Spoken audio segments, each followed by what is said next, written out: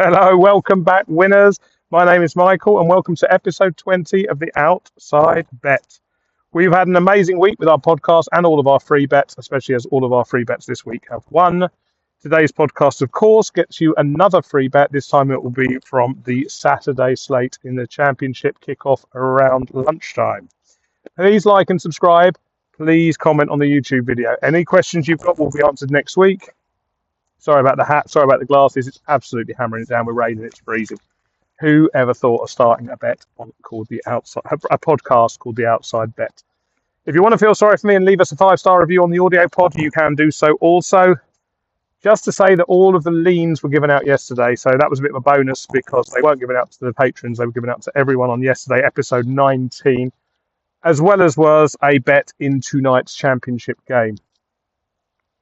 That leaves us with a little chance to do a Premier League preview, which is something we like to do on this podcast if we can and if we have time on Fridays. We don't like to take up too much of your time with just general football chat, but we can compare our view on the Premier League with also our numbers, our positions on the Premier League. We gave out a free bet yesterday on tonight's championship game, and we are giving out a free bet on tomorrow's championship lunchtime at the end of this podcast. We're previewing the Premier League, and so you might be thinking, why are we not putting out a free bet on the Premier League tomorrow afternoon? And the answer to that is simple. As you all know, we do not give out a free bet or any bet ever to anyone if there is no value. We do not see any value in tomorrow's Premier League games. That is not the case for Monday and Sunday's games in the Premier League. We do have a potential free bet on both of those days. And as such, you can expect to see a video on tomorrow or on Sunday or on both with the free bet from the Premier League covered in those. We've already sent the free bets to the WhatsApp members who get all of our bets as and when we place them.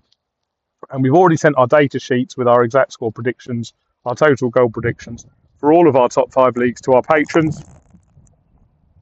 So if you wanted to get that, you could have got that early. And the reason we do that is so that they get a chance to take on the value that we get.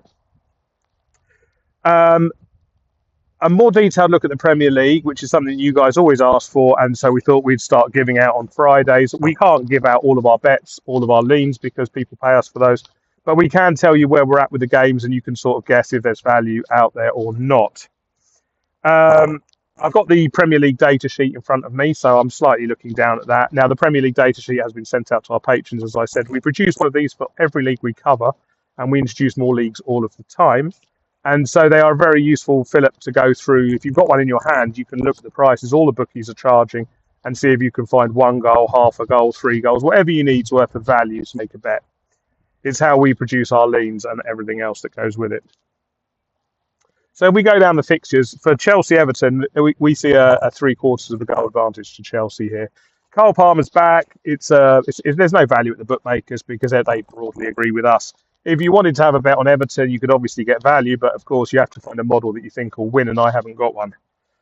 Moving on to a very interesting game, which is Liverpool-Brighton, and Liverpool's, well, apart from the Mo Salah, which I'm not going to dwell on because that needs to just be parked until after the African Cup of Nations, as far as I'm concerned, and possibly he's played his last game for Liverpool. But at the same time, I think it's worth addressing the fact that Liverpool have actually been getting better. They're far more solid in recent weeks. I know they keep letting in goals when their confidence goes and they let in one, but their underlying data is better and they are going to suddenly start improving. The real question for me is can they put together a run while Salah is at African Cup of Nations and the noise around the club drops? Because if they can keep 3 out of 6 clean sheets, if they can win 4 out of 5 games, they will suddenly be everywhere. They'll be back in contention in the Champions League. They'll be back in contention in the Premier League. And everyone will start talking about how they're going to have a good second half and maybe get top 4. So let's keep an eye on those. I think that they're going to comfortably beat Brighton. I'm not concerned. I think Szoboszlai is playing too well. I think they'll play a couple of two or three of their attacking players, and they'll just be tougher at the back. And I think they'll continue to block it out. Burnley, Fulham. We think that Burnley are being overlooked here by most bookmakers. It's a tricky one to bet on, though. Burnley are hard to bet on because they don't score many goals.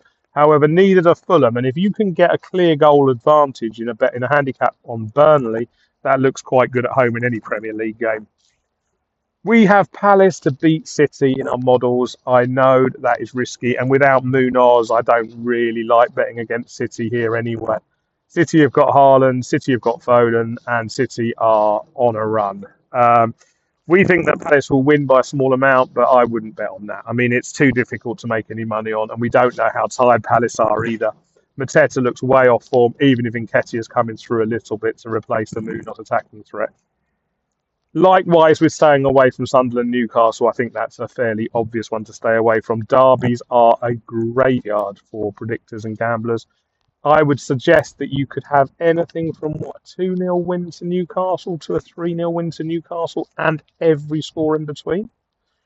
Now, it's always worth highlighting what one of the advantages are to being a punter versus being a bookmaker. Bookmakers traditionally and in most cases have to offer prices on every event.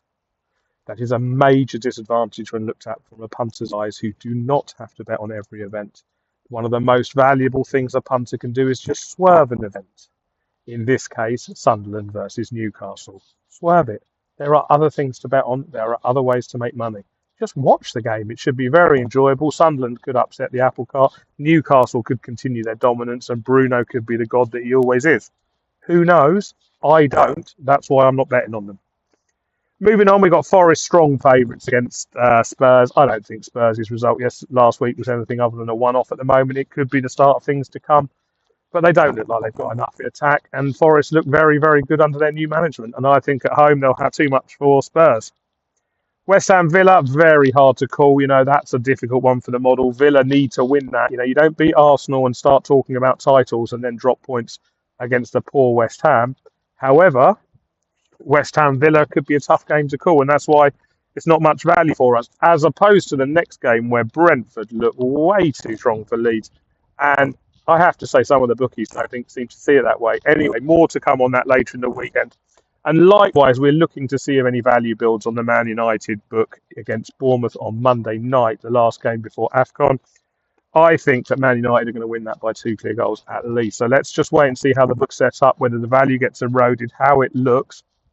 Bournemouth look tired, and we'll see what goes on. Remember, we always talk about value getting eaten. And what we mean is that as the real money comes in, so on that Man United game, the real money will probably arrive on Sunday night after the other Premier League football settles. And when that money arrives on Sunday night, it will move the price to the most sensible and realistic price. You get the most accurate and most realistic price 1 minute before kickoff. So from now until 1 minute before kickoff, however long that is, you will see value getting eroded and the price becoming more correct. And so it's up to you to decide when to jump on or jump off these bets. But one thing's for certain, the kickoff will be fair value as far as the market sees it. Now, I suspect on Sunday afternoon, Sunday evening, and Monday morning, you're going to see the value get destroyed in any Man United Bournemouth game. So it's worth looking at that market before that happens, and perhaps on Sunday morning, which you might see a podcast from a certain moi. And if we do, we will see you there. Time for the big bet. Let's timestamp it at 8 minutes 30, because I know you actually all come for the big bets and they keep winning. Hello, everyone, and welcome to the big bet section of the podcast. And if you've just jumped here, well done. Please give us a like. Please give us a subscribe. And by all means, give us a comment on YouTube. It massively helps us. And if you're just jumping here for the free bet, that's fine. But a thank you by giving us a like, a subscribe, and clicking the bell icon goes a long, long way. We're back in the championship for the free bet, and this time it's the early kickoff on Saturday. Let's keep our run going on the free bets and the championship. I mean, we're not going to keep winning every single one, but we are on a run where that does seem to look like the case. That's not really how it works, but we're going to take it because we love winning bets. The WhatsApp members already have all the bets, of course, and so it's time to give you a free bet on the Norwich City Southampton fixture. Now, hopefully you've got the bell icon clicked and you are following us on YouTube, which means you've been given an alert to say this video is out. So you should have a chance to get the maximum value. If you've missed it, if there's been a time delay between this video coming out and you watching the free bet, then you might have missed some of the value already. The value is in the overs on this game. I mean, they're all high-scoring games, the Southampton games at the moment, and we can still get evens on over 3.0 goals. 3.0 goals is an unusual market for the UK punter because we normally have bet in 2.5 goal increments. But 3 goals means that you get a push money back if it is exactly 3 goals. And that gives us a chance to say it's going to be 4 or 5, but it's not going to be 1 or 2. We can get evens on the 3-goal market, and that our model has 4.6 goals for the game. We look for 1 goal's value, and that is 1.6 goals value. Just for your information, we have the split between away and home on that 4.6 as 2.0 home goals, 2.6 away goals in favour of Southampton. So remember, if you're doing any bet builder ACCA work, we are finding value in Southampton, we are finding value in goals, and all of those ACCAs and bet builders at the moment should still have that value built in. And there's a little cheeky one at the moment, which is quite a lot of the bookies have got away goals at 1.5. We think there'll be 2.6. That's actually a whole goal value on half a market, and that is good value. We don't normally bet on that sort of thing, but if you do or you include in bet builders, then there is good value there. Anyway, so come on, everyone. Come on, enjoy the Saturday afternoon fun while the Premier League's not on. Let's hope for loads of goals. Let's hope for more winning bets. We'll be back on Saturday and Sunday if we've still got a free bet on the Sunday or Monday. And all that remains to be said, as ever, is good luck, goodbye, be nice to everyone, be safe, everyone, and love you lots. And we'll catch you soon on the Outside Bet.